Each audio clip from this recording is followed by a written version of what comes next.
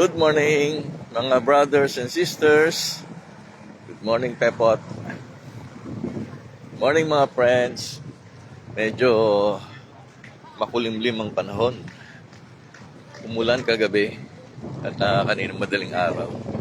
Kaya konti lang ngayon ang nag-jogging at nag-walking. Medyo basa pa nga.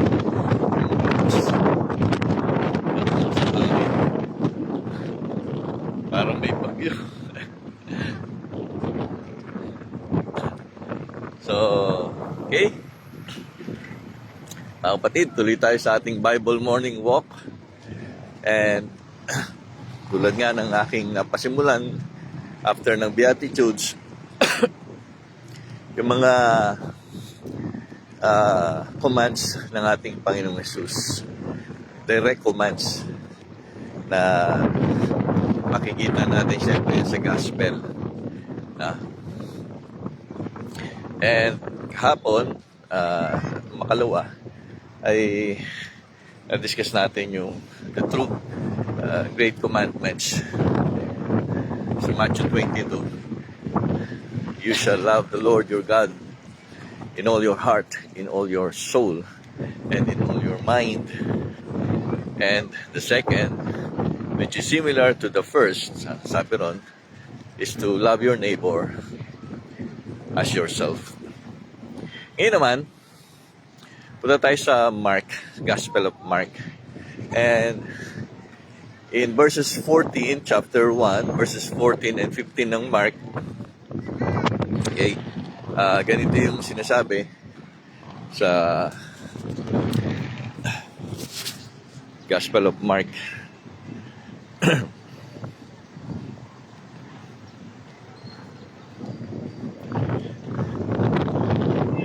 Mark 1, 14 and 15. Babasahin ko sa NIV and also sa New King James. Siguro sa New King James na lang kasi mas closest siya sa diba? Sa original. Pure translation. Now after John was put in prison, Jesus came to Galilee. So that happened when John the Baptist was in prison. Sabi rito, Jesus came to Galilee preaching the gospel of the kingdom of God. So yun ang gospel na pinipreach ng ating Panginoon Jesus. It was the gospel of the kingdom of God.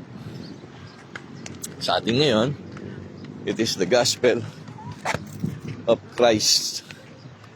The gospel of Christ, Jesus Christ. Siyempre, andito pa siya. So he's about the kingdom of God. How men should be experience the reign of God, paghahari ng Diyos, upang sila'y makapasok sa kaharian ng Diyos. But it's the same sa gospel naman ng ating Panginoon Jesus. We are invited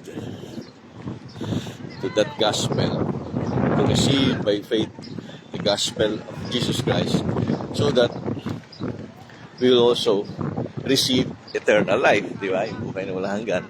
At ang sabi nga doon ay that eternal life is equivalent to seeing the kingdom of God, the kingdom of heaven.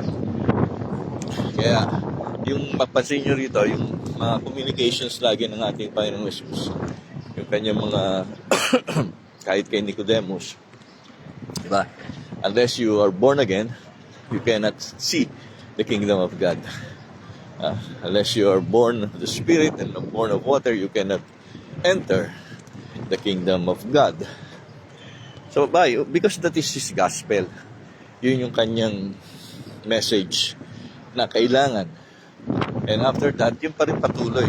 So, the same gospel ni Christ and the gospel of the kingdom of God, hindi po magkaiba yun. So, verse 14 says that Jesus came to Galilee preaching the gospel of the kingdom of God. And in verse 15, saying, the time is fulfilled and the kingdom of God is at hand. Sa NIV, the kingdom of God has come near. Has come near. Ang ganda. Lumapit ang kaharian. Why? Because Christ came. Christ is near to the people of that time. Then, here are his commands. Repent and believe in the gospel. So, yun po yung ating pag-uusapan ngayong umaga. Yung dalawang mahalagang command na yun ng ating Panginoong Jesus. As he was preaching the gospel of the kingdom of God, yun yung kaniyang command sa mga tao. If they are really listening to his message, then they should repent and believe in the gospel of the kingdom of God, which is Jesus Christ our Lord is preaching. Ayan, sa hangin dito sa tapat na to. Parang hindi kami papuwisan ni Pe. So, alam natin mga kapatid na bahagi ng tinatawag na salvation, kaligtasan, ay yung repentance and faith. No? So, ito yun repent and believe in the gospel. So, yung object ng belief na sinasabi rito ni Christ is His preaching. No? So, yung pagpipreach niya. So, kung maniniwala kayo sa kanyang message, that is tantamount to believing in Him. Diba? Kung believe kayo sa sinasabi ng tao, believe kayo doon sa tao. Kaya, yun yung content niya. Repent and believe in me. Believe in me. Believe in the gospel about the kingdom of God, because I am the Son of God and also the Son of Man. So, kaya umiikot-ikot lang siya, pero ang kanyang hinahanap talaga ay yung mga taong handang magsisi at handang sumampalataya. So this is important kasi ito nga yung two elements na tawag na conversion. Repentance and faith. Repent and believe. But this can only happen, mangyayari lamang ito after regeneration. Mga kapatid, after regeneration, after being born again, being birthed from above. Na yun nga ang sinasabi sa atin ni Jesus when He is conversing to Nicodemus. Unless a man be born again, he cannot see the kingdom of God. So, sa puntong ito, sinasabi ni Jesus, kailangan mo maranasang ipanganak na muli. Kailangan nating ipanganak na muli. So, ang kapanganakang muli ay kapanganakan ng ating espiritu. Born of the Spirit and born of water. Ang kapanganakang ito, mga kapatid, ay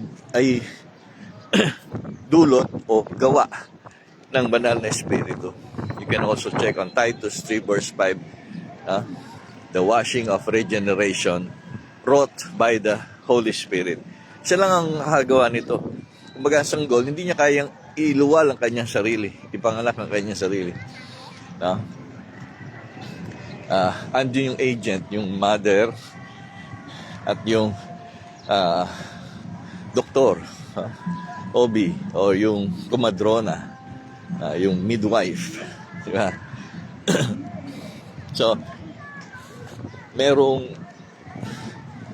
other force that we need so that we can be birthed from above or birthed from the Spirit, and that is the Holy Spirit.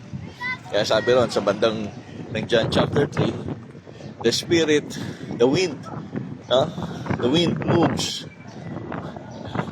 wherever, at hindi natin alam kung saan. Yun yung pagkilos ng Holy Spirit in regeneration. So, sa regeneration, nangyayari na ang ating kalalagayang patay, mga kapatid, sa spiritual nating kalalagayan, sabi sa Ephesians 2 verse 1, we are dead in our sins. Patay tayo, ang ating spirito ay patay eh. So, kailangan nating buhayin.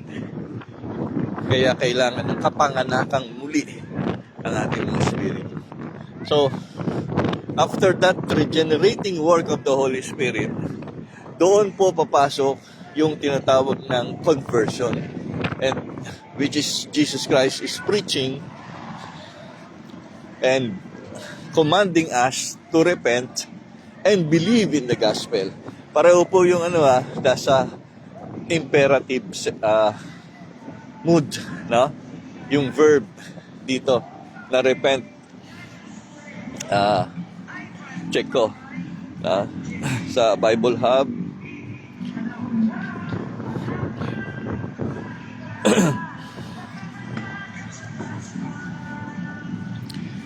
Yung believe ay ganun din, present imperative.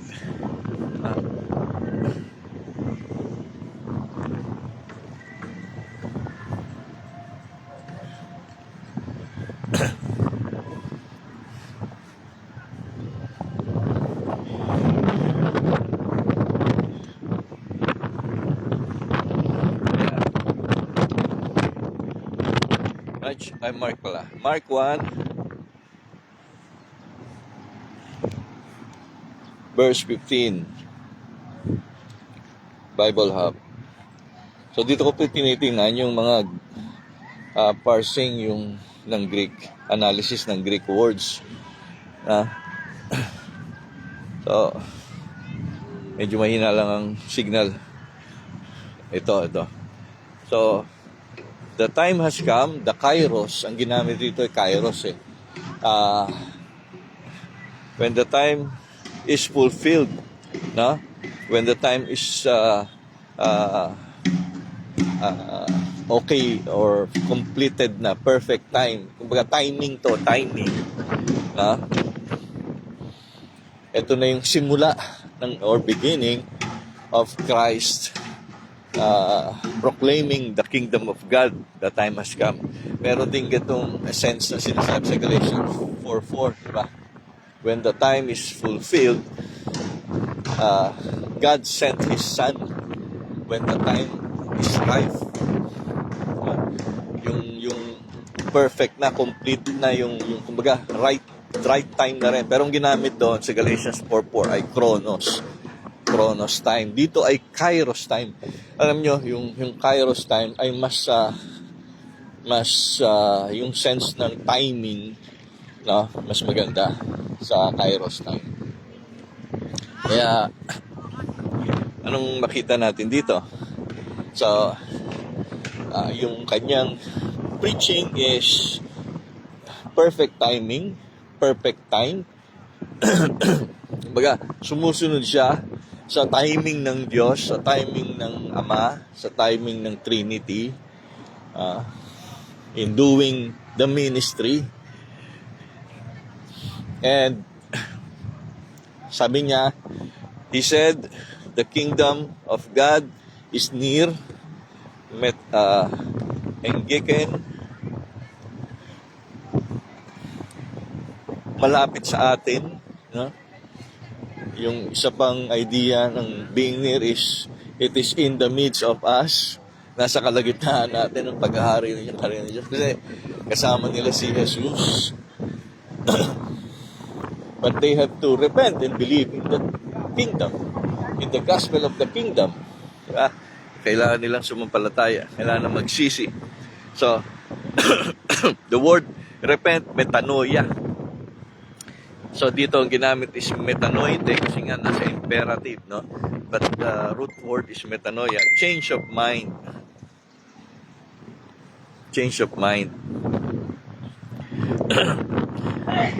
So, meaning to think differently or to think or to reconsider.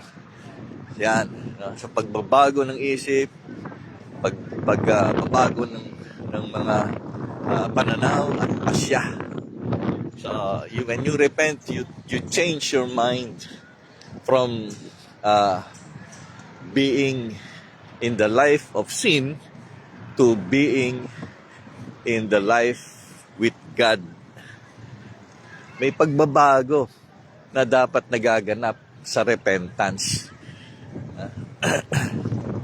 Yan din ang, di ba? Yan din ang message ni John the Baptist. Repent.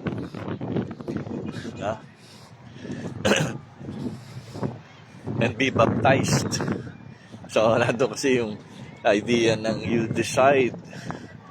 So, sa baptism, you are deciding that you are really following, a follower of Christ na eh. So, you repent and be baptized. So, dito, sabi ni Jesus natin, repent and believe.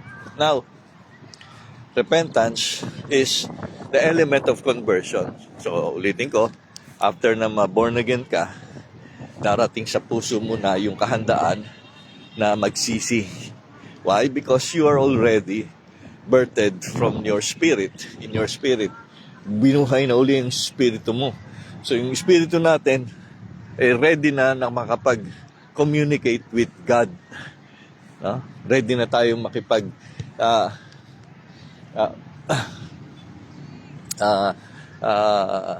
seryosohan sa Diyos. May kakayahan na tayo eh. May kakayahan na tayong magsisi, may kakayahan na tayong manampalataya, may kakayahan na tayong magdesisyong tumalikod sa kasalanan. Before we are regenerated, bago natin yung kalalagayan nating bago ipanganak na muli, wala tayong ganong kakayahan. Why? Because we are dead in sin. Ang description dyan is we are in total depravity, yung ating spirit. We are totally depraved.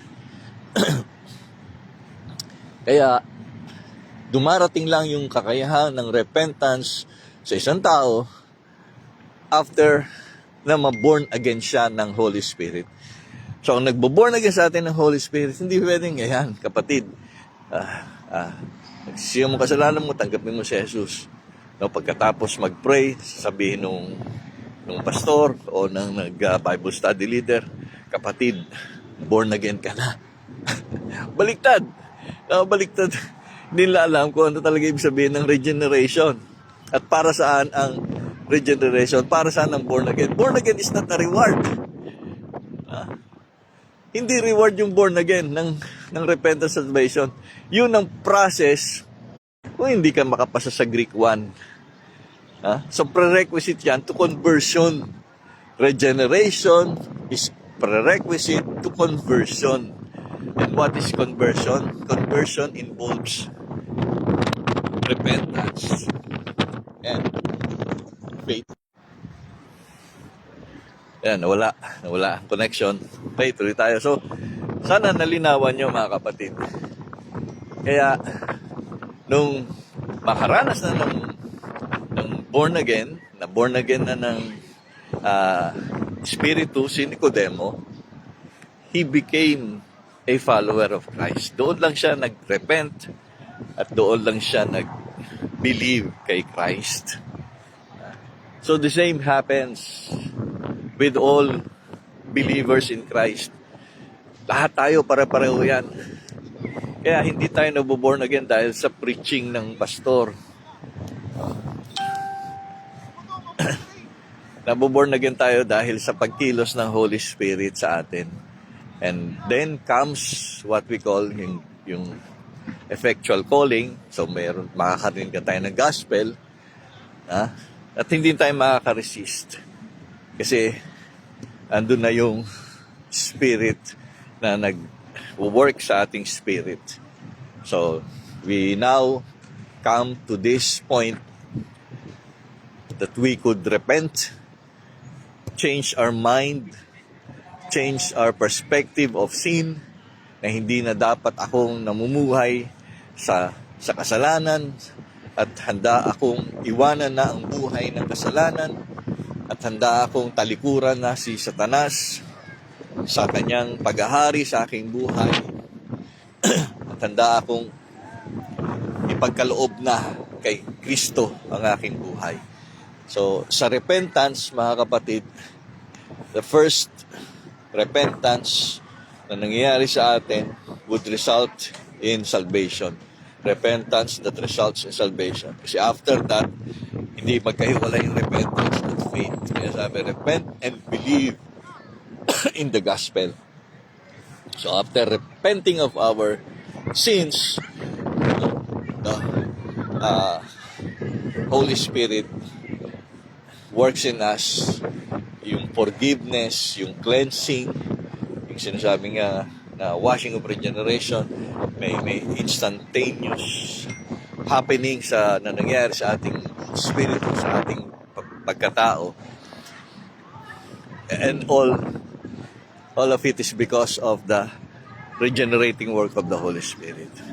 Kaya, yung John 3:16, for God so loved the world that He gave His only begotten Son, for whoever believes in Him will not perish but have everlasting life. So those who believe are those who will be regenerated. Those who can believe are those who can be regenerated. So John 3 verse 5, John 3 verse 8 happens before John 3:16. Hindi pwedeng believe bago ka maboborn again. No. Born again ka muna ng Diyos, ng Holy Spirit, bago ka magbibilib. At lahat ng magbibilib will see the kingdom of God. Lahat ng magbibilib will enter the kingdom of God. So, hindi pwede rin, pag na-born again ka, hindi ka magsisisi at hindi ka mananampalataya. Hindi. Halos mabilis yan eh. No? Halos magkadikit yan na pangyayari. Pagkatapos mong ma-born again ng Holy Spirit, pupunta ka na doon sa pagsisisi at pagsampalataya kay Kristo or sa gospel of the kingdom of God o sa gospel ni Christ. Ha? So pupunta ka na ron. But again, another important message or reminder din sa atin. Repentance is not just a one-time act. Repentance is a continuing act. So kung naligtas tayo dahil sa ating pagsisisi, pero sa ating pamuhay Kristiyano, ay patuloy natin kailangan mag-repent. No? It's the same with yung John 1:9, 1 John 1:9. No? But if we confess our sins, God is just and right to forgive us of our sins. He is just. He is righteous. He will forgive us of our sins. Confession and repentance are two words of similar significance and meaning. Nagsisisi ka, nagpapahayag ka ng kasalanan. Confessing of sins would be a daily activity, and that means repentance would be a daily activity for us to progress in our Christian life. Kasi hindi tayo magpo-progress eh. Hindi natin pinagsisisihan yung ating mga bisyo. Hindi natin pinagsisisihan yung ating masamang ugali. Hindi natin pinagsisisihan yung mga mali nating nagawa. So, kailangan pagsisihan natin lahat iyon at patuloy. Kasi hindi pa naman, wala naman perfecto pang Christian, di ba? Wala tayo nakagawa ng kasalanan. Ha? Paglabas kanina sa bahay, may mga sitwasyon na magdadala sa iyo sa pagkakasala. Ang iyong mata, ang iyong utak, ang iyong bibig, ang iyong kamay. Unless na glorified na to. Hindi na to hahawak sa kasalanan, hindi na to mag-iisip. So we need to be glorified. We need to be, unless na dumating tayo sa state na yon, kasi pag dating natin sa state na yon, direkta na tayo sa kaharian ng Diyos. So we need to repent. We need a change of mind, 180 degrees. No? Tatalikod ka sa kasalanan at susundan mo na si Jesus. So, Galatians 2:20, I have been crucified with Christ. It is no longer I who lives, but Christ who lives in me. The life I now live, I live by faith in the Son of God who loves me and gave Himself for me. Yun na ang magiging buhay ko after repentance and during repentance and continuing repentance. Repent and believe in the gospel. So yung believing natin naman, yun yung ating exercise ng faith. Again, that comes after being born again by the Holy Spirit. So, parehong process yun yung repent and faith and believe. No? Repentance and faith. At sabi nga, ang tawag doon sa theology is conversion. So doon na tayo nagiging bahagi ng Christian community because of being birthed into the family of God. Anak na tayo ng Diyos. It has been given us the right to become children of God, and we received eternal life, which is the same as the kingdom of God. Eternal life, the kingdom of God. Di ba, Pastor, yung eternal life mararanasan? No. Eternal life is life with God. Diba? Continually knowing God. John 15 verse 3.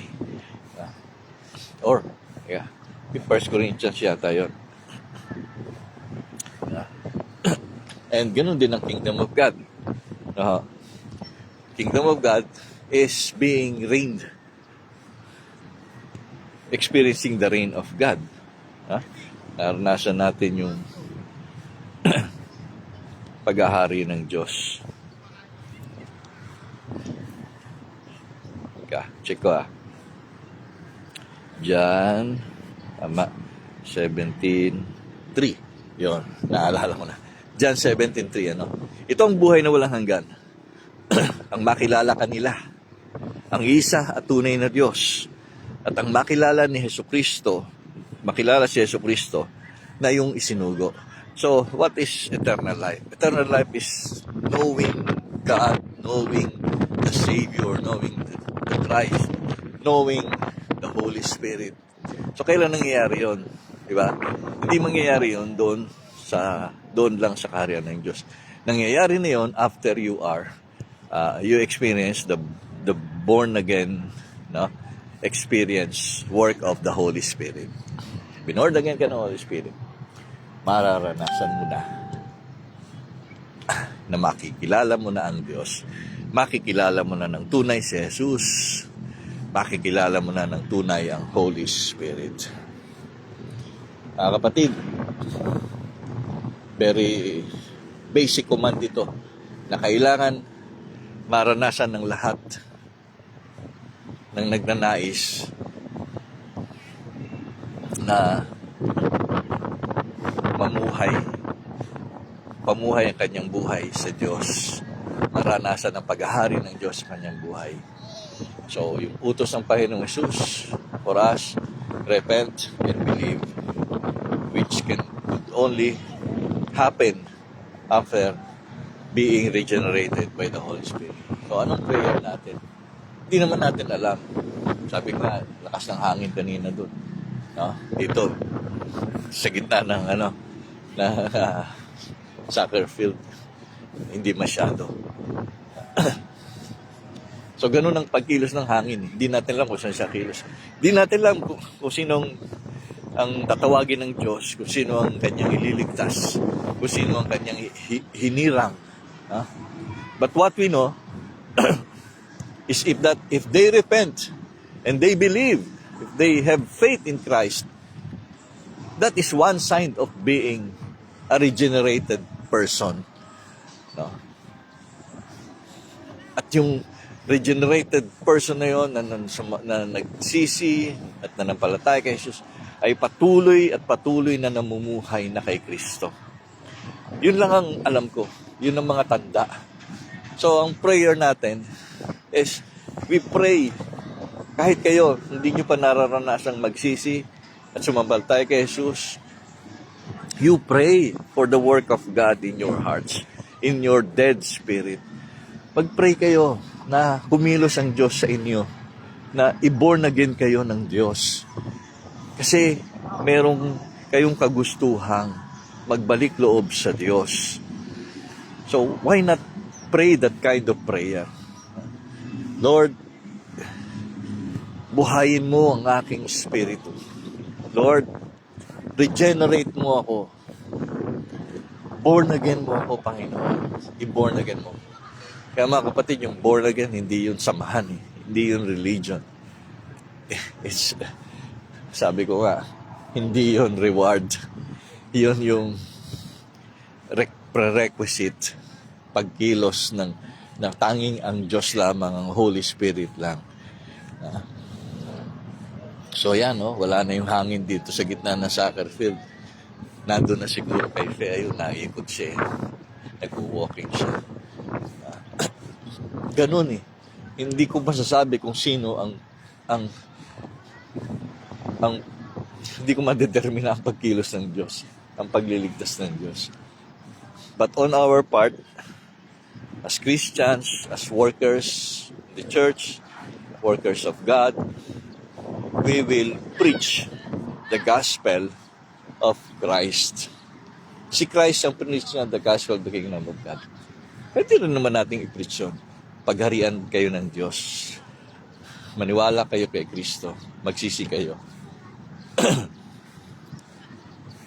Same message na pwede nating gawin at gamitin.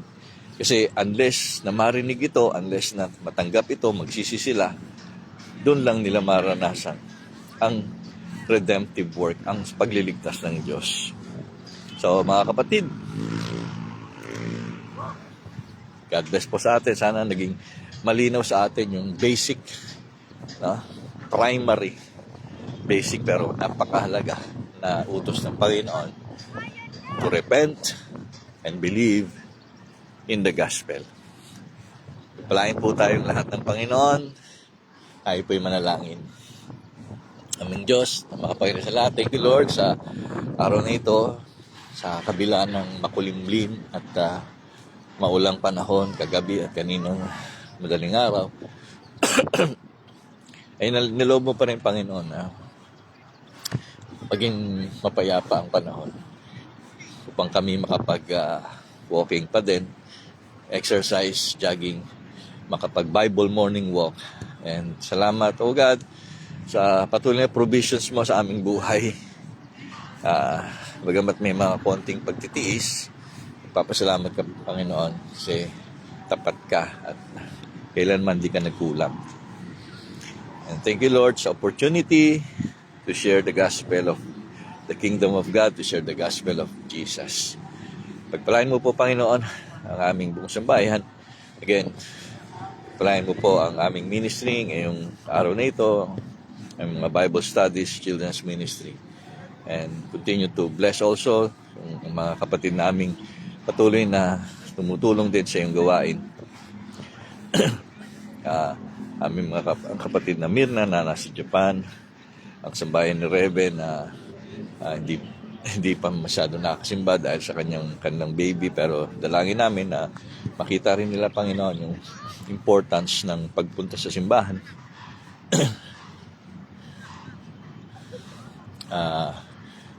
Because that is our life bilang Christians. Worship God, to know God, na hindi namin mararanasan yun sa mga mall, hindi namin mararanasan yun sa mga fast foods, sa church. Kaya yung fellowship, napakahalaga yun. Yun ang ginawa ng unang church. Napakahalaga rin na ang yung mga anak, alam namin ang talagang responsibility namin at ang kung anong buhay namin. I-bless mo, Panginoon, ang sambahayan din ng Pastor Ruel Perez, kanyang mga apo, ang kanyang mga anak, mga manugang. Ganun din sa nalalapit na baptism ng apo ni Pastor Bobot sa Magallanes. Ganun din yung apo ko sa darating na Mayo, si Asher sa baptism din niya. And ganun din sa aking pagpunta sa Solano, Nueva Vizcaya this end of April, at pagsama namin ni Fe sa Cebu, kina Joe, continue to bless us, Lord, and provide our needs. Sambahayan ni Dave Laudato, ni MC, kanyang mga anak, sambahayan ni Prony, Pastor Prony, ni Sarah, at ang aking inanak, at ang ni Joe, at ang Forever Community Church, ang Cavite Presbytery ng Presbyterian Church of the Philippines, panguna ni Pastor Francis Maniaga, at ganoon din ng GAPCP sa panguna ni Pastor Orlando Tabo-Tabo, at ang patuloy na pagpapagaling mo kay Pastor Nelson Dangan sa kanyang karamdaman, at nawa ay makabuo na po siya ng sapat na pananalapi para maoperahan na po yung sa kanyang yung bato sa abdo. Thank you, Lord. At sa mga kapatid namin may mga karamdaman pa, patuloy mo rin po silang pagalingin. Thank you, Lord, sa gospel mo. Thank you, Lord, sa regenerating work mo, Holy Spirit. Thank you sa pagliligtas mo sa amin. Siyempre, papuri, pasalamat po aming dalangin sa pangalan ni Jesus. Amen. God bless po, mga kapatid. Ito po ang ating Bible morning walk ngayong makulimlim na umaga.